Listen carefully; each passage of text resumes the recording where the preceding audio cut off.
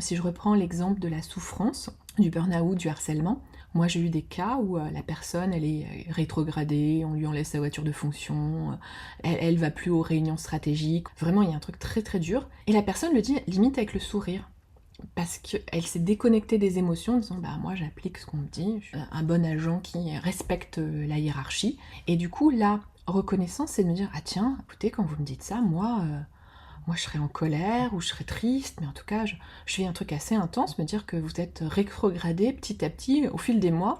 Plus ça va, moins vous en avez, en fait, de responsabilité, de liberté, de capacité d'action. Le nommer ce que je ressens, le reconnaître à l'autre, lui permet de réintégrer cette part. C'est-à-dire, si vous êtes connecté corps, cœur, cerveau, et que les propos, même froids de votre client, vous font ressentir l'émotion, le fait de vous être très connecté à vous-même vous permet de le reconnaître, permettre au client de le réintégrer, de se reconnecter. Alors et vous, vous sentez quoi quand je vous parle de ça? Est-ce que ça vous parle, cette notion de colère ou de tristesse? Et ça permet à la personne de reconnaître et peut-être de se renforcer, de se réaligner à l'intérieur d'elle-même par une qualité de plein contact avec vous, de reconscience de soi-même, de réunification des différentes parties de soi. Parce que souvent, quand on est bloqué dans un chemin professionnel, c'est qu'il y a des parties de soi qui sont un peu éclatées ou pas en cohérence ou qui vont dans des sens différents. Et le coaching intégratif, c'est ça.